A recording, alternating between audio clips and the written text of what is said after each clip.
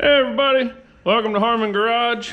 I'm Aaron, and as you may notice, we're not at Harmon Garage today. So you guys all know Art. He's been on the channel before, and he's been asking me for a while. He ordered some parts a while ago, and we've been trying to plan the right day to get it done, but we need to do some high mileage maintenance on his old truck. So he's got this very clean 99 Tahoe, and what is it, Art? Getting up around 300,000? Yeah, it's getting up around 300,000 miles. Original motor, original transmission, and his wife drives it a lot, and it's just getting to where it doesn't perform like it used to. And you guys are gonna say, well, no crap, it's got 300,000 miles on it, but it's not the case. It just, stuff's getting old and it needs some maintenance. So he was around when we got Burb Nasty going, and I did that fuel injection upgrade to the spider injectors, and he thought that was a pretty neat deal. And after I ran mine for a little while and we realized that it was doing a good job and making it run good, he decided he wanted to do that upgrade on his. And while we're in there, 300,000 miles on a coil, they tend to get a little bit weak, so we're going to put a coil in it. And then these things are known for the distributors having issues, and I mean, at 300,000 miles, you'd think if it was going to have an issue, it would have already. But like I said, it's just not running as good as it should. So it's just stuff he wanted to do. So we're going to call this 300,000 mile maintenance, and we're going to get started. We'll probably do the, I'll just get everything pulled off the top, probably get the upper intake off to get to that spider injection. And while we got it apart and we're cleaning everything up and all that to put it back together, we'll probably go ahead and do the distributor then, because it's just less stuff in the way and it makes it easier to get to. So let's get going. Okay, well, we went ahead and got some of the, sorry, not my face. Went ahead and got some of the stuff out of the way. Just went ahead and unhooked all the harness and pulled it out, got the air intake tube off, and got all the sensors and everything unplugged. So now what I'm gonna do is, I always take the throttle body off, which is gonna be these two bolts here, and the one back here has the stud on it that holds the intake. It's already out. It's this one right here, screws in there. You get the picture. So we'll take these two bolts out, take the throttle body off, then we got to take these bolts off, these nuts off right here, and that's going to be our fuel lines. Be careful when you take those loose, they might be under pressure. You can take your Schrader valve right down here, take that cap off, push down on that with something to relieve it, and that'll relieve the pressure off. But then you take these off and kind of pick them up out of the way, and then we'll be able to go around the perimeter and take all of our bolts off that hold this upper plenum on, and then that should come out. So we're going to go ahead and get going on that, and I'll update you again when we get it off.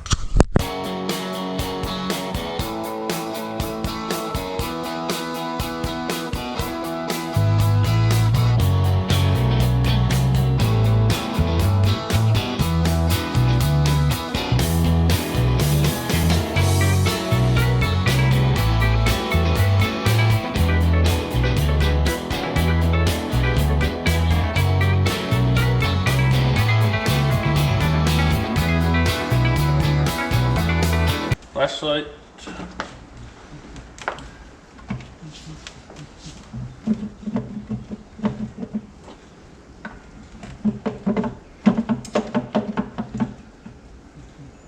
It's loose. Yeah, it's loose. I just don't know what it's.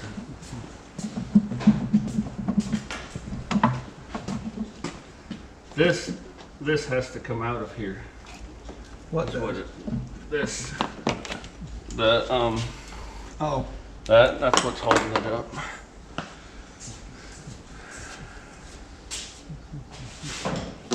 Found your missing ball peen hammer.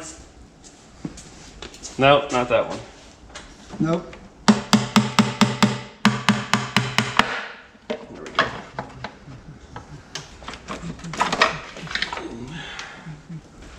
Ta-da! There's a plastic cover. Yeah, it ain't too horrible. Now, I can tell you one thing. What's that? Okay, we got the upper intake off. It's sitting over there. But one thing I found, you guys look up here at these front cylinders, you can see all the carbon buildup and all that stuff. And then you look back here and it looks really wet and really clean. So what that is over time, I'll show you up here because it's easier to see. These injector lines are plastic and the injectors are actually in here, and they just have a nozzle. They just have a nozzle down here that fires the gas out. So this is all pressurized down to that nozzle, and this plastic tube will get a crack in it and it'll start spraying fuel. So that's why it's so clean back there and so old and, you know, carboned up and stuff up here, because one of these lines back here, I'm guessing probably, I don't even want to guess, but one of the lines has a crack in it and it's spraying pressurized fuel out, which is essentially cleaning the intake back there. So that's out now. We got to pull all these injector tips out like I just did that one that you saw, and then this bracket here has like clips in it that hold it, so we just got to pry that out a little bit and take it off. So for people that are maybe wanting to do this and aren't familiar with it, this is your fuel pressure regulator. Your fuel lines are right here. They hook into here, goes through here, comes out here, goes in there. Bada bing, bada boom, your carb runs. So I'm gonna go ahead and get the rest of this out. And then we're gonna do the distributor next, because it's a lot easier to get at the distributor with the upper plenum off. And another thing we found out, I was pulling spark plugs off to get to the retainer that holds the fuel lines. And I don't know how well y'all can see this, but the distributor is loose. I can move it. So the running rough issues have been clarified between the distributor being able to move a little bit and that fuel line cracked. I could understand it having a little stumble. And he said it's been gradually getting worse. So it might have started out with the distributor being able to wiggle a little bit and then the fuel line broke, or vice versa. Be willing to bet the fuel line cracked, made the engine shake more because it was stumbling a little bit, and the wiggling is what loosened up the distributor. But either way, I'm sure that's the problem. So operation back to burnouts in full swing. Okay, here's the old deal. I already showed you, it's got the little plastic deals with the clips and small, like, I don't know, 1/8 inch lines or whatever. And because I get in a hurry and just keep working when I'm working, I already grabbed the new spider upgrade, got it in here, and as you can see, it has wires that go down to the end with plug-ins on them, because this little metal part right here is your injector, where on the old style the injector's up in here and then it just has a line that goes down to the nozzle. So you may notice that these lines are bigger, and you got your injectors out here, which fires into the cylinder better. So yeah, so I got it set back in there. It's kind of loose. I might take it back out and tighten that up. But yeah, so we just need to take these and like that, push them down in there. They latch in, and it's got to do the other 6 and it'll be fine. So I'm gonna get those put back in, and then we'll get the distributor put back in, and then we can go ahead and start going back together with it. Okay, I didn't really show this, but I pulled the distributor out. You can see it's gone. And when I did, I took the cap off and saw where the distributor, the rotor was pointing. You can see this yellow wax crayon marker on the valve cover right there. That's where the rotor of the distributor was pointing. So this way, when I get the distributor back down in there, which we're about to put in right now, I can get it pointed in the exact same spot. And then when I go to do the timing, which I'll show you when we get to that point, but you have to hook up a scanner on these, and the timing is really, really crucial. It's got like 2/1000ths play in it. So I'll show you how we do that when we get to that point, but these things won't even attempt to start unless the timing's really close. So that's why I made that mark. It'll get us close. We're gonna get it back in there. Go ahead and stab this distributor in and keep moving forward. Okay, so here's our new distributor. Comes with its own clamp that doesn't come off. And you notice it's billet instead of the composite. And it just, I don't know. They're a better upgrade from everything that I've heard and what I know. Never had one of these fail. I've had many of the composite ones fail. So I'm gonna go ahead and get this thrown in here, and I'll get my rotor lined up on my mark.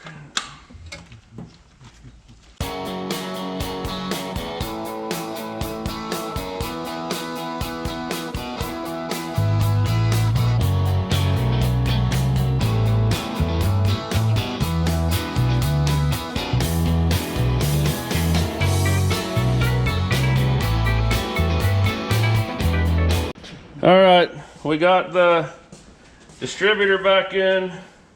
Yay! Clamp tightened down. The oil priming rod fought us. I don't understand how we can pull a distributor out, go to stick one right back in the exact same spot, and it don't line up, but who knows? Maybe I didn't think about this, Art, but the top of that rod was splined when we took that other one apart. They could have set it on the splines a little different, so that tooth could have been off for the oil pump rod. Either way, thinking out loud, distributor's back in. This distributor has no movement. You get it in place and bolt the clamp down, and it does not move at all, which we're not sure if we're fans of that yet, but we'll find out. Got the Art cleaned up the lower intake. I cleaned up the upper plenum. We got the new gasket on, and we're ready to. Let me go over there, I'll hold that up. Make it easier. Yeah. All right, we'll do that. Get these out of the way. There's this dang pipe right here that's gotta go. So you may have to put that front down first. Well, the distributor kind of keeps you from doing that.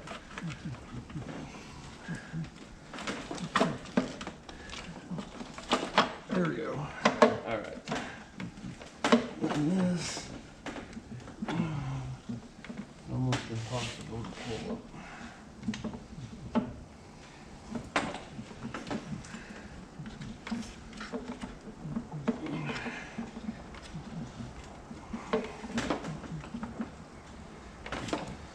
Okay, that's set in there. We got to get this. I mean, it's in. It would make me feel better if it was down a little further, but Can we get a hold of the edges of it and pull it up?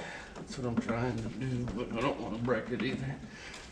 So it's got an O-ring on there. It's coming up. Once I get everything bolted down and everything, we'll be able to wiggle it a little bit, and it'll seat in there a little better.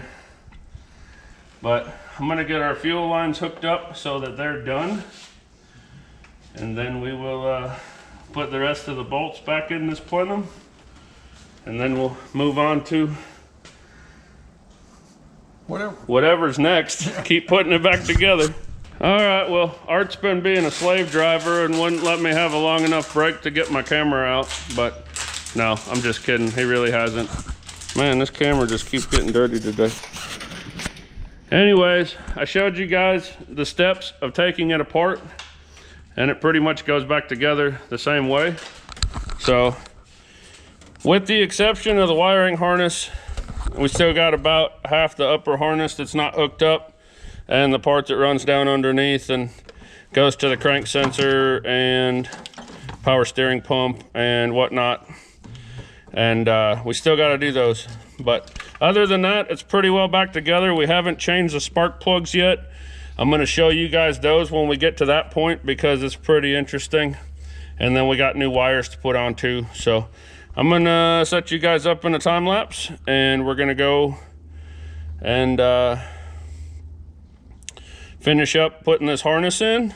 And I think that's about it, other than the intake tube, and then we got plugs and wires. So we'll just keep going. I'll keep updating you guys as we go, but progress is being made.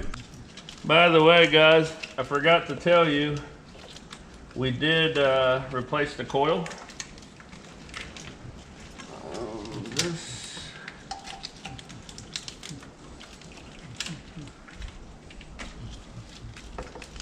Okay. There's this down here. So what are we presuming goes in that clamp?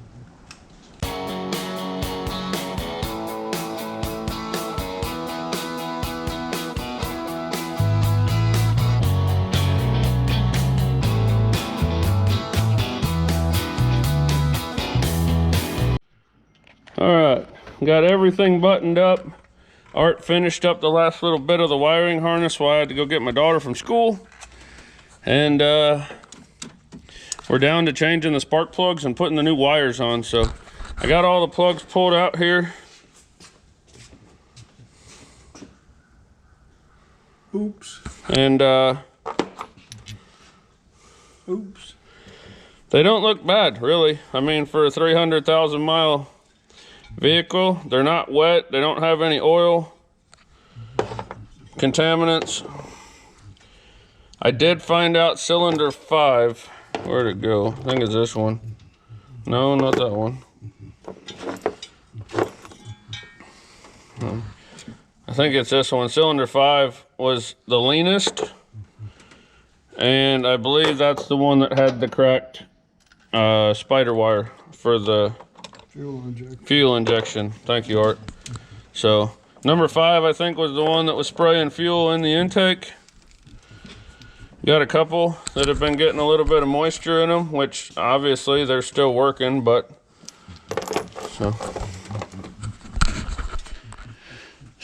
it's been a little while since it's had plugs put in it, but it's getting new ones today. It's getting new injectors today. It's getting new coil today, new distributor today. Should run pretty good. We're gonna finish putting the spark plugs in. We'll get the wires put on. Bring you guys back when we start it up. Okay. Ready? Yeah. We got it all back together. We've had it cranked up, and we had to do some adjusting for the timing retard. We've got it set where it's supposed to be. Man, that thing starts up nice. And I'm gonna show you guys in the scanner. You have to have a scanner in order to do it, but I'm gonna show you guys what you do. So I've got this Ethos Pro scanner. Not everybody's gonna have one of these. Not everybody can afford one of these. I know I can't, but I might have moved it. We might have to do it again. So you go down to CMP retard or CMT, and that number should be 0 plus or minus 2. So there's like, it's smooth now. So there's like a 2,000 or a 2 degree, I guess a 4 degree window, because it can go from -2 to +2. If it's not in that threshold, it'll mess it all up. So we got it figured in. I got it at 0, that forced lockout that the distributor had. Don't use it. Yeah, it did not work. No.